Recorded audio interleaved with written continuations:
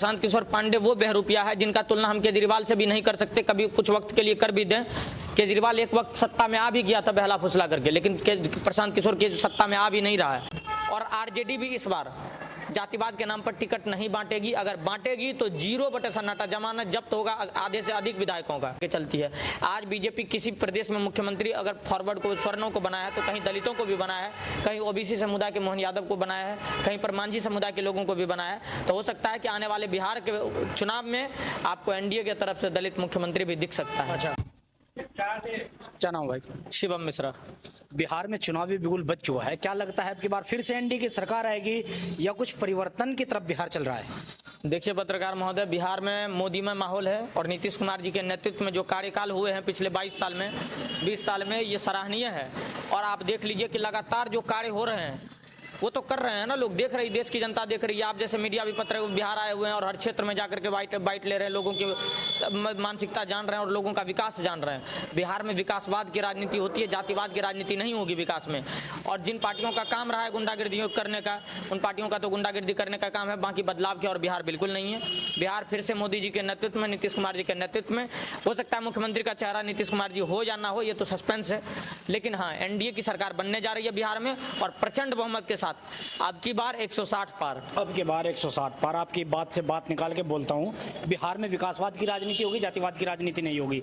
लेकिन बिहार तो बदनाम ही जातिवाद की राजनीति की वजह से है। कैसे विकासवाद की राजनीति को आप कह रहे हो? जन स्वराज आ चुके हैं खेल बिगाड़ने के लिए। प्रशांत किशोर पांडे सब स्वर्ण वोट लेके जाएंगे और बीजेपी का खेल बिगाड़ेंगे। देखिए, सबसे पहले आप एंकर भी स्वर्ण नहीं है और हम बोलने वाले वक्ता भी स्वर्ण नहीं है, हो सकता है कैमरामैन भी स्वर्ण नहीं हो। तो स्वर्ण आपको गलतफहमी है कि स्वर्ण का वोट वो ले चुका है प्रशांत किशोर पांडे। प्रशांत किशोर पांडे वो बहरूपिया है जिनका तुलना हम केजरीवाल से भी नहीं कर सकते, कभी कुछ वक्त के लिए कर भी दें। केजरीवाल एक वक्त सत्ता में आ भी गया था बहला फुसला करके, लेकिन प्रशांत किशोर के सत्ता में आ भी नहीं रहा है।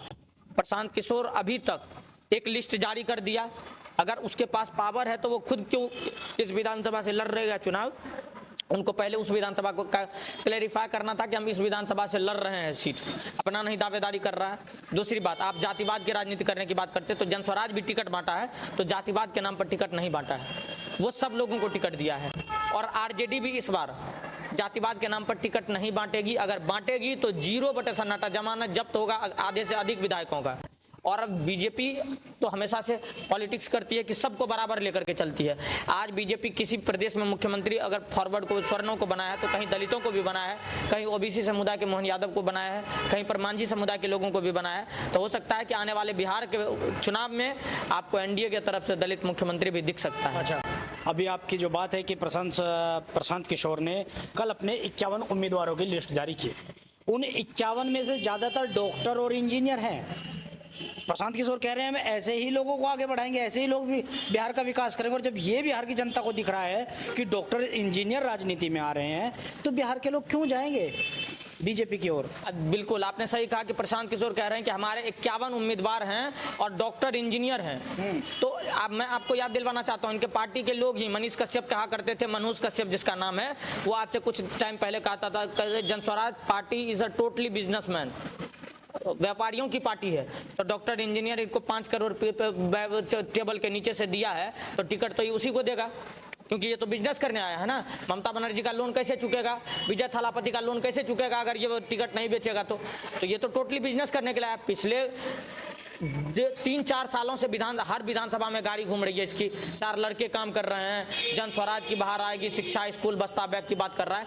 ये जो इतना पीआर में पैसा खर्चा हुआ, ये पैसा वसूली कैसे होगा? तो ये डॉक्टर इंजीनियर को टिकट नहीं बांटेगा, किसी कर्मठ कार्यकर्ता को टिकट दे देगा, तो वो तो पैसा इसको 5 करोड़ देगा नहीं। तो ये तो टोटली बिजनेस वाली पार्टी है। तो ये बिजनेस करने के लिए ही बिहार में आया हुआ है। तो बिजनेस ये कैसे करेगा?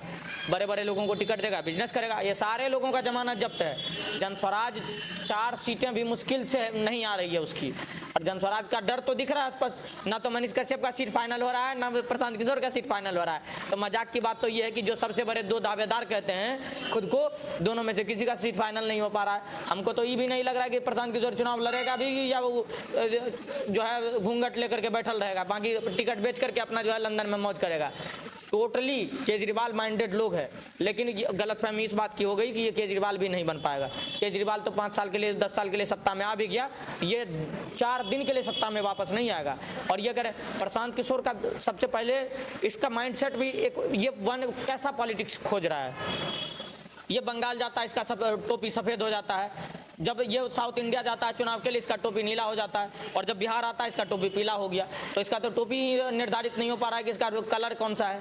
अच्छा, टोपी बदल रही है। टोपी बदल लेकिन आप जिस भाजपा की आप बात कर रहे हो कि सबका साथ सबका विकास लेके चलते हैं और भाजपा के आप तगड़े समर्थक हैं, उस भाजपा में सबका साथ और सबका विकास कहाँ दिखाई देता है? सिर्फ हिंदुओं को टिकट बटेगा, मुस्लिमों को टिकट ही नहीं मिलेगा, तो सबका साथ सबका विकास कैसे दिखाई दे रहा है आपको? देखिए, सबका बीजेपी का जो मूल मंत्र है, सबका साथ सबका विकास सबका प्रयास और सबके विश्वास से चलने वाली पार्टी है। और बीजेपी जिस तरह से कार्य कर रही है, दूसरी बात आप कहते हैं सबका विकास कहाँ हो रहा है, मुसलमानों को टिकट क्यों नहीं मिल रहा? हम लगातार मुसलमानों को बीजेपी राशन देने का काम करती है। जो भी प्रधानमंत्री आवास आता है वो देने का काम करता है। प्रधानमंत्री का जो भी फंड आता है वो मुसलमानों को मिलता है। लेकिन क्या मुसलमान आज इतना ईमानदार है कि वो बीजेपी को वोट करे? अगर मुसलमान बीजेपी को वोट नहीं करे तो बीजेपी मुसलमानों को टिकट क्यों दे? मैं साफ और दावे के साथ ये बात कहता हूँ।